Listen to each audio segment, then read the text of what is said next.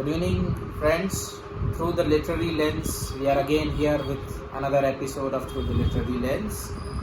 And this time, I am with Dr Vinod Asudani and I am Rajesh Asudani Raqeeb. And we are going to take up a very interesting and a very subtle topic which all of us think about sometimes, but many of us are not able to grasp it. And that is, what is literature? We want to know what exactly is literature, or what we can call literature and what not. So Vinodji, Yes, please. I call upon you to expound and lay a framework of what we can call literature. Yes, Rajesh ji, it is very interesting topic to understand what the literature is. Many people have been debating, discussing, they have been trying to understand what the literature is or what is the meaning of literature. To laymen, some piece of writing is literature, but I would emphatically say it is not. Literature has to satisfy four essential conditions. I have put all the four conditions in a one sentence for the better understanding of all. What I say, that some piece of writing which is emotional, imaginative, artistic rendering of the real life. So there are four basic elements: emotional, imaginative, artistic and relative. Now, in order to appreciate this definition, we have to look at each of these four elements separately. So Rajesh ji, what do you think when we say that piece of writing has to be emotional, artistic, reality as well as imaginative? Yes, Vinodji, you have given a very wonderful framework, a very wonderful definition, easy to remember, but maybe a little bit difficult to understand and implement. We will try to make it easier to understand. As we said, literature is not anything which is put into letters. Literature is not each and everything which is written down, letters in letters and alphabets. It has to satisfy the fourfold conceptualization, that is emotional, imaginative and artistic depiction of reality. Right. Now, first element, not exactly in the sequence, of course. We have to start in the reverse order for the better understanding. Correct. So literature is concerned with reality. It is not something out of this world. It depicts reality. It is related to reality, concerned with reality. Now reality, when we say reality, it does not only mean life as it is, humdrum of life which is lived day in and day out. But reality has a very wider framework, a very wider canvas. As Aristotle says, it is idealized reality. If I go on describing my day from 6 a.m. to 12 at night with each and every detail, you would not call it literature. But the literature takes up reality in various forms, maybe with what is not described or prescribed sometimes. We call it literature when it is described in a literary way. How to describe the reality in a literary way? Of course, imaginative, emotional and artistically when we describe So Rajesh ji, that is what I have gathered from your words, that reality which is qualified by three other elements, that is emotional, imaginative and artistic. Yes. Coleridge puts it in other way. He says literature operates on the realm of psychological reality. That is something which is possible but which may not have happened in reality, but something which can happen, which may happen, which might happen, which could have happened, which would have happened. So all these possibilities are taken into literature by the artist. So could have beens, would have beens and should have beens, they are covered in the literary reality. Am I right, Vinodji? Exactly. Now, for the better understanding, we have to come back and try to analyze each of the four elements. For example, there is a booklet that explains how to operate refrigerator. Now, people usually call it the literature of refrigerator. It satisfies only one reality, that it tells you that how to operate refrigerator, and operating refrigerator is something real. But this piece of writing won't be called literature because it satisfies only one out of four elements. So this is the example where the written piece satisfies only one element, and that is why it is not literature. Okay, so on the related note, can we call a diary a piece of literature? And why Anne Frank's diary is called literature? Yes, because in number one, the events that she has described, they are real. So the first element is satisfied, it is reality. Secondly, if you look at her literary style, she has some artistic touches. So the artistic expression, she has not just described very prosaic or prose-like, but it is somewhat artistic. So the second element is also satisfied. Now, only two elements are satisfied. She has not dwelt upon emotional and imaginative world. Therefore, it is to a certain extent a literature, but not really a literature. Halfway through.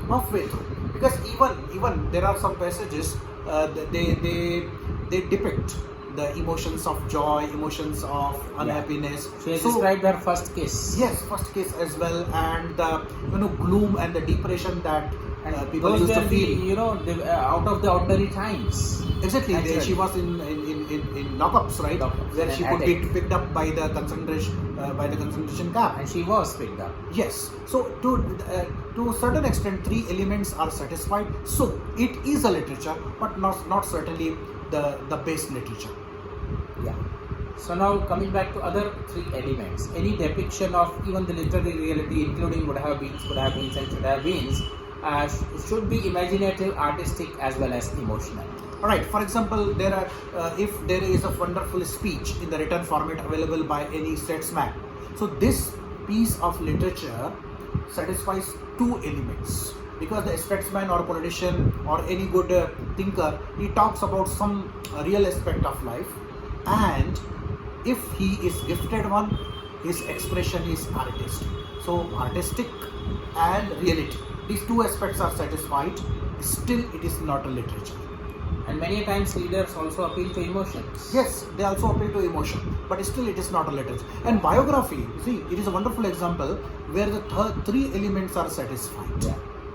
See, biography is about the experiences of a man, they are real. Then he also takes into account his or her emotions, and of course biography is a piece of literature, so it is artistic expression. So it is a literature, but not the best one where all the four elements are satisfied. So could you please explain to our listeners what is real literature where all the four elements are satisfied? Yeah, when we take up any piece of great literature, say a drama, a novel, or a poem, or an essay, it has to satisfy all the four parameters which we have been talking about. Now, for example, let us take any novel by, say, Premchand, or any novel by any other author. Or for example, Shakespeare's play Hamlet. In the first place, it is great expression of artistic work. Yeah. All the artistic devices, including soliloquies, including the use of language, the turn of phrase, blank verse, and poetic expression, all these things are there. It is artistically elevated. Then it is, of course, reality. It deals with a real problem, a murder, and the revenge of that murder, hesitation, procrastination by Hamlet, and why that is all that is concrete reality is there. It's not otherworldly. And again, as critics have drawn our attention, that the real drama takes place in the mind of Hamlet, to be or not to be. Yeah, and that's the emotional reality. Yeah, that's the emotional, psychological reality with which Hamlet is grappling with. And of course, imaginative. The last element which we have not really described as yet. The great work of literature takes the imaginative leap. It does not depict reality minute by minute, but it depicts what takes place, number one, inside the various characters' mind. And as they say, any good piece of literature, a great piece of literature is essentially psychological.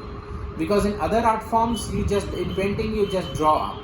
In music, just you sing, but in literature, you have to describe the insides out.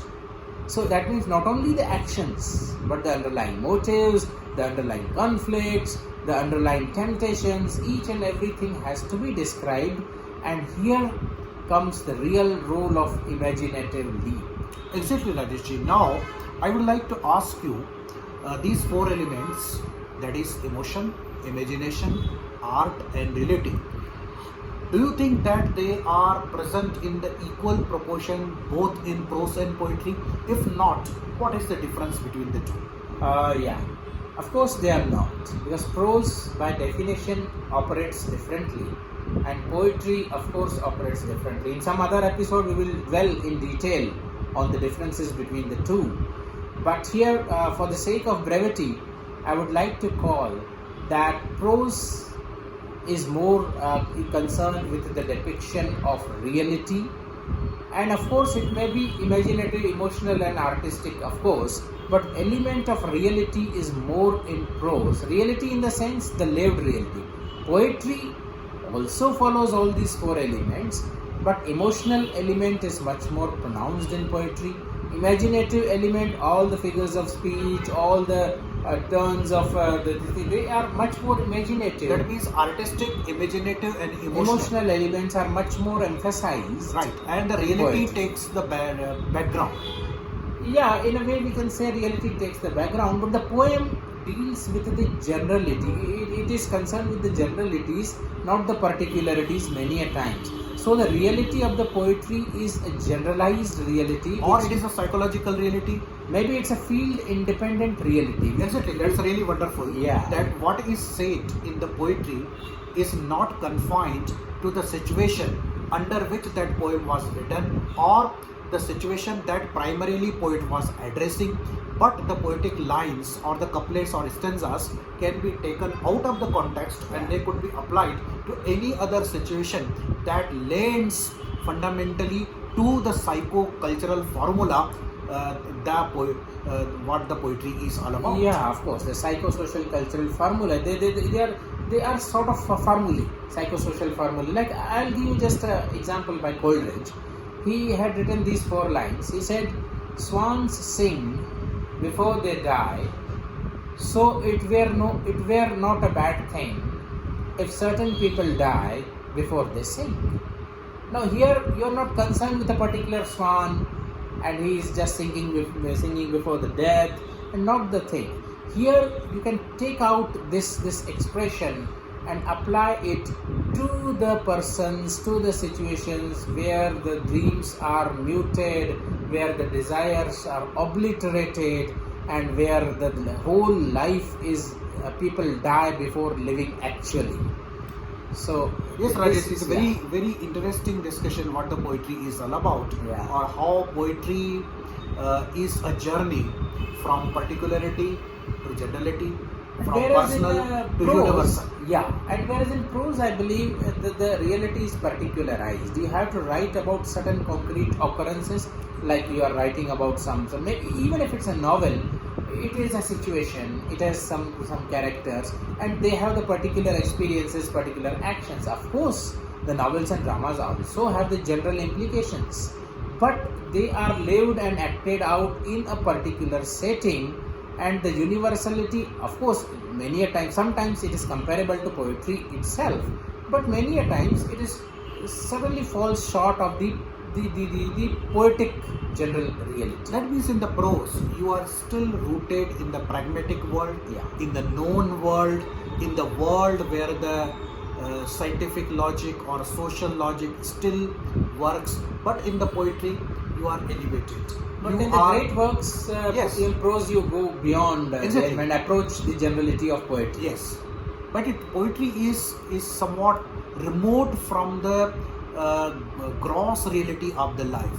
It takes you to the another plane. You dwell in the reality, but that reality is different. As we already said, it is a psychological, emotional, imaginative reality. So to conclude, we will just remind our listeners and viewers what the literature is. It is that piece of writing which is characterized by emotion, imaginative and artistic rendering of real life. So reality, imagination, emotion and art, these are the four essential elements that go into the making of any literary piece. I hope viewers you enjoyed it. It has stimulated your thoughts, and you can think for yourself, imagine for yourself, and depict your own reality in an emotional, imaginative, and artistic manner. We will be coming up with some other topic shortly in another episode of Literary Lens through the Literary Lens. Thank you. Thank you very much.